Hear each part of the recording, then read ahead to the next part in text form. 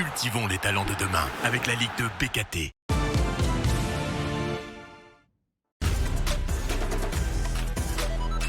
Bienvenue dans votre résumé de la 18e journée de Ligue 2 BKT. Pour la première de 2026, 3 leaders recevaient son dauphin du Red Star.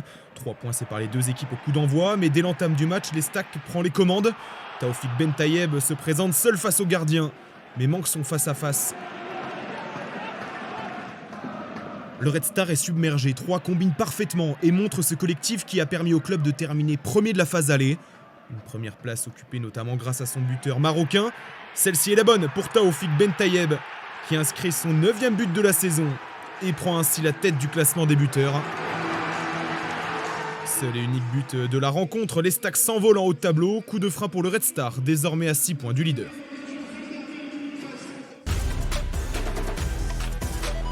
Dans l'autre partie du classement, match entre deux équipes à égalité de points et dans la lutte pour le maintien, Amiens 14e reçoit Nancy 15e. Ce sont les Lorrains qui frappent les premiers sur l'un des points faibles de l'équipe locale, le jeu aérien. 6e but encaissé cette saison dans ce domaine pour Amiens, bien exploité par Elidia Mendy sur ce corner. Les Nancéens dominent et Zakaria Fdaouch va être bousculé dans la surface à pénalty pour Nancy. Fdaouch se fait justice lui-même, temporise et trompe Bernard Denis à contre-pied. Victorieux dans l'exercice au match aller, l'ancien gardien nîmois doit s'incliner cette fois-ci. Réaction amiénoise en seconde période. Le jeune Yanis Rafi à la baguette trouve appui sur Iki Adimi avant de conclure parfaitement premier poteau. Longtemps blessé en première partie de saison, le jeune buteur de 20 ans inscrit son tout premier but en Ligue de BKT.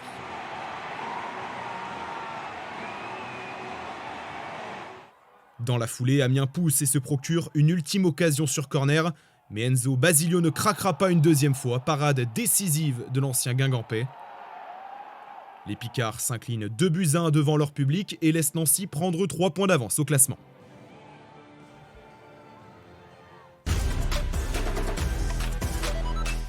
Oublier 2025 et rêver encore du maintien. Voici la résolution d'une équipe de Bastia à lanterne rouge qui recevait des Grenoblois dans le ventre mou. Une équipe corse séduisante, décidée à bien débuter son année. Long ballon de Placide qui parvient jusqu'à Jérémy Sebas en face-à-face. Gros retour d'effet Sari Kaya qui empêche le Martiniquais d'ajuster sa frappe. Bastia est plaisant dans son jeu et profite de la latence défensive de Grenoble. Cette fois-ci, Jérémy Sebas se défait de 2 défenseurs et parvient à conclure. De quoi faire rugir le stade Armand Césari et s'offrir un 3e but en Ligue 2 cette saison.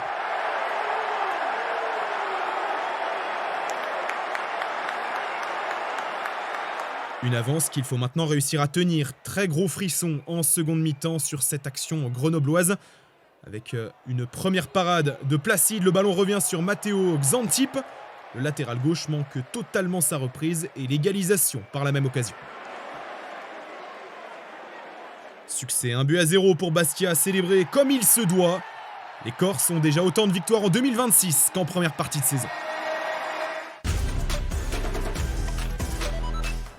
Aucune victoire sur ces 3 derniers matchs de 2025. Clermont veut repartir de l'avant face à une équipe de Laval 17e au classement. Et dès le quart d'heure de jeu, le CF 63 et Ilan Fakili obtiennent un penalty. Mamadou Samassa parti à la canne. C'est Maxime Aubois qui défend les cages. Mais il laisse déjà les Clermontois ouvrir le score. Déjà 3 buts en Ligue 2 pour le jeune ailier de 19 ans. Le pressing de Clermont est concluant et asphyxie complètement des Lavallois très peu inspirés. Magnifique extérieur du pied d'Ibrahim Koulibaly pour lancer Axel Camblan. Parade de Aubois, mais le ballon revient sur Enzo Cantero qui finit de voler. Au retour de la pause, le break est déjà fait à Gabriel Montpied. Clermont continue de grappiller des ballons et parvient à se projeter rapidement vers l'avant. Lancé tel un TGV, personne ne peut arrêter le train du jeune Marocain Abdellah Bahalal. Magnifique percée en solo et une finition en piqué. Très belle façon d'inscrire son premier but de sa carrière en Ligue 2.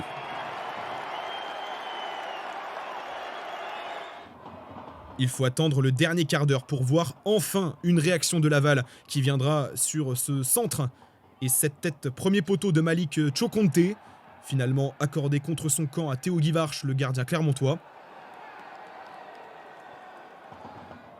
Les locaux montrent leurs nouvelles ambitions pour 2026 et poussent jusqu'à la fin du match pour alourdir le score.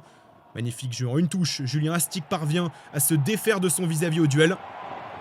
Il offre à Aubois un 4e ballon à aller chercher au fond de ses filets pour le gardien le jour de ses 35 ans. Succès avec la manière de Clermont qui montre sa détermination et ses nouvelles ambitions. Laval reste englué à la 17e place.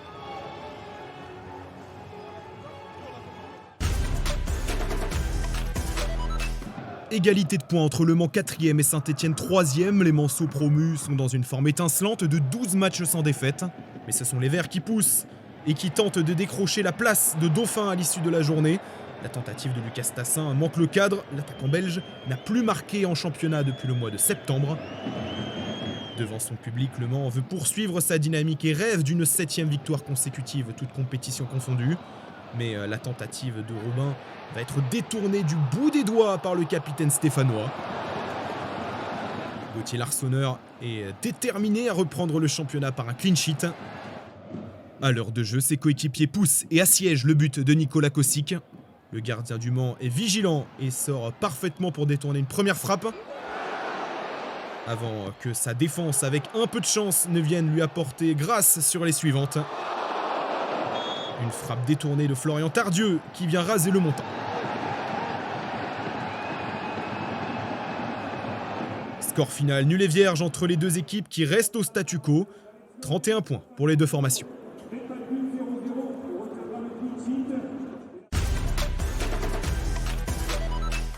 L'année débute tout juste et nous offre déjà l'un de ces matchs les plus fous en Ligue 2 entre Pau et Rodez. Un match qui s'est emballé dès la 4e minute. Faute de main dans la surface et pénalty pour Antonin Bobichon. Le numéro 14 palois fait preuve de sang-froid et lance Pau dans la rencontre.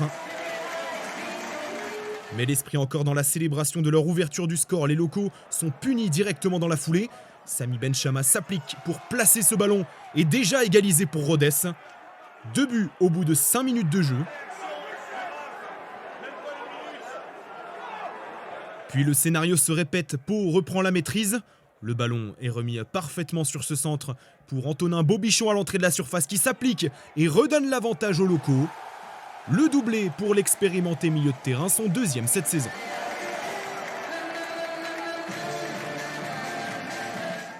Mais les Palois n'ont pas appris de leurs erreurs et encore une fois sur l'engagement qui suit, les voilà pris de court par le mental et la volonté de cette équipe ruténoise. 2 buts partout déjà avant la demi-heure grâce à Ibrahima Baldé.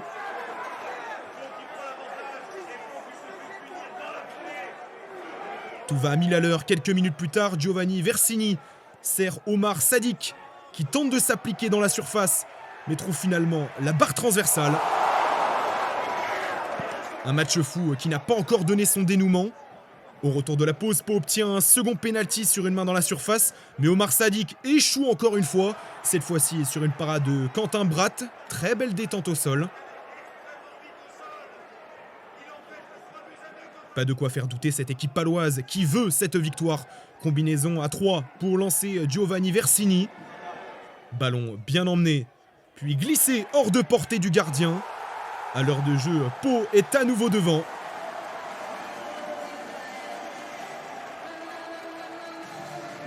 Mais manque de Pau, ou plutôt de concentration à la 85e minute. Personne au marquage de Clément Jolibois. Coup de tête parfaitement placé du défenseur qui offre le 3 partout à ses coéquipiers. Forcément une fin de match avec tension, méchant tacle en ciseaux de Mehdi Balouj. Carton rouge direct pour l'Algérien. Dernier fait de ce match de fou, Pau et Rodez se séparent avec le point du nul, 3-3.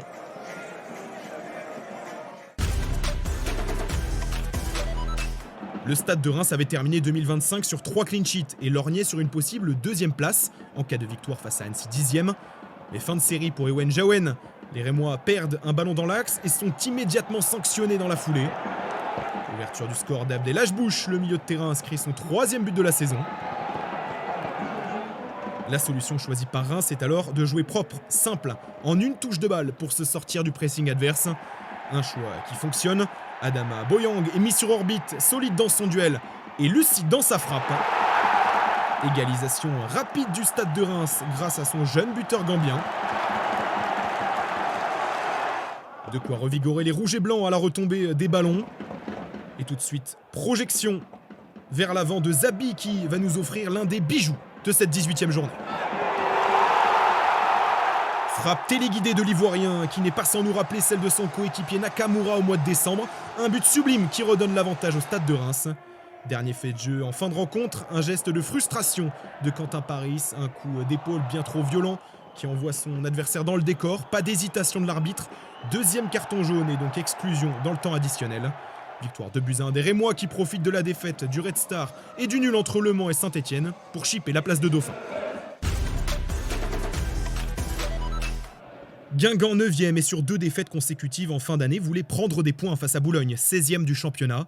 Les Bretons ont la maîtrise du jeu, de quoi se projeter et lancer Louis Mafouta à l'entrée de la surface. Duel remporté par le Centrafricain. Ballon placé juste au-dessus d'Ibrahim Koné, battu et ouverture du score pour l'équipe locale. Guingamp voit des espaces et insiste. Mafouta est de nouveau trouvé, mais se mue cette fois-ci en passeur pour Johan Demoncy. Premier but pour son premier match sous ses nouvelles couleurs, inscrit par le milieu de terrain arrivé en provenance de Reims. La domination est totale, même scénario au retour des vestiaires. Gauthier Hoth est inspiré et frappe de loin. Ballon renvoyé par la barre, puis belle parade de Koné pour dégager la reprise de Mafouta dans la foulée. Mafouta qui va être récompensé et s'offrir un doublé quelques minutes plus tard. Avec de l'opportunisme, le ballon lui revient dans les pieds. Le voilà co-meilleur buteur du championnat avec 9 buts, de quoi parachever un match maîtrisé de bout en bout par les Bretons, qui s'imposent à domicile, 3-0.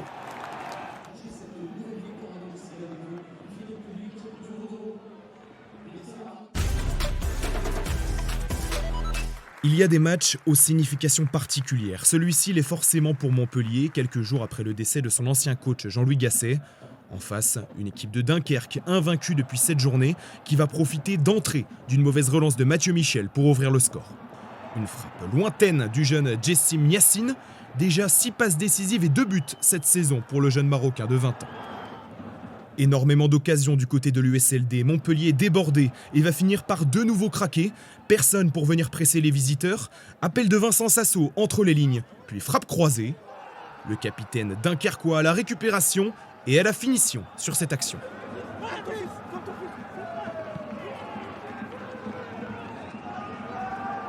Une démonstration de force de la part des Maritimes à la Mosson. Jessim Yassine, de nouveau passeur décisif, gratte un bon ballon qu'il envoie à Zossou en profondeur. Beaucoup d'espace devant lui, assez de temps pour que le Malien voie Robinet au second poteau. Le numéro 9 s'est fait oublier par la défense et inscrit son 8e pion de la saison. Dunkerque mène de 3 buts. Réduction de l'écart en fin de rencontre pour le MHSC. Le coup d'œil de TJ Savanier pour envoyer Alexandre Mendy seul face à Mathis Niflor. Un sursaut d'orgueil, mais bien trop tard pour sonner la révolte et relancer la rencontre. Grâce à ce succès maîtrisé, Dunkerque est à 1 point du top 5. Montpellier concède la 7e défaite de sa saison. 26 buts dans cette 18e journée de Ligue 2 BKT, dont 6 déjà entre Pau et Rodez. 2 victoires à l'extérieur, celles de Nancy et de Dunkerque. Un seul 0-0 entre Le Mans et Saint-Etienne. Et à noter la 2e victoire de Bastia cette saison. Au classement, 3 conforte sa place de leader et s'offre un matelas de 6 points sur le Stade de Reims. Grand gagnant de l'embouteillage du haut de classement. 5 équipes se tiennent en un écart de 2 points. Dans la seconde partie de tableau, le trio relégable reste le même si Bastia revient à 4 points de Laval. Clermont et Grenoble s'échangent les places et Nancy prend 5 points d'avance sur la zone rouge. Un multiplex de 5 matchs en ouverture de la 19e journée. Dunkerque reçoit Pau, duel de relégable entre Laval et Bastia. Le Mans se rend à Rodez. 3 rencontres le samedi, notamment un alléchant 3 Stade de Reims. Enfin lundi, Nancy affronte les Bretons de Guingamp.